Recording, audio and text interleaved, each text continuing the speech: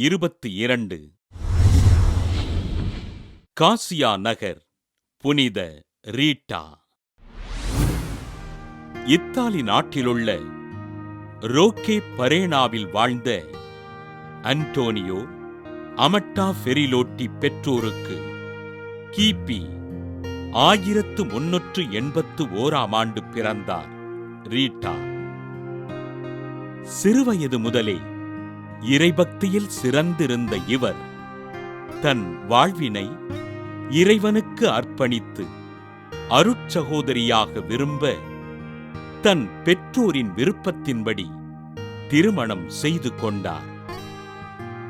தன் கணவரினால் துன்புறுத்தலுக்கு ஆட்பட்ட ரீட்டா 2 ஆண் குழந்தைகளுக்கு தாயானார். தன் கணவர் முன் விரோதத்தின் காரணமாக கொலை செய்யப்பட சிறிது காலத்தில் தன் குழந்தைகளையும் இழந்து தனிமையில் வாழ்ந்தார்.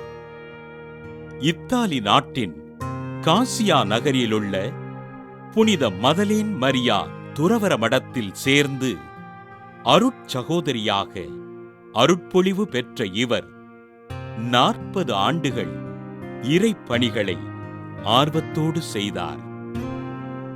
ஆண்டவரின் திருப்பாடுகளை தான் அனுபவிக்க வேண்டுமென்பதில் ஆர்வம் கொண்ட இவர் அதற்காக ஆண்டவரிடம் வேண்டுதல் செய்ய கிபி 1442 புனித வெள்ளியன்று இவரது தலைப்பகுதியிலிருந்து இரத்தம் வடியத் தொடங்கியது.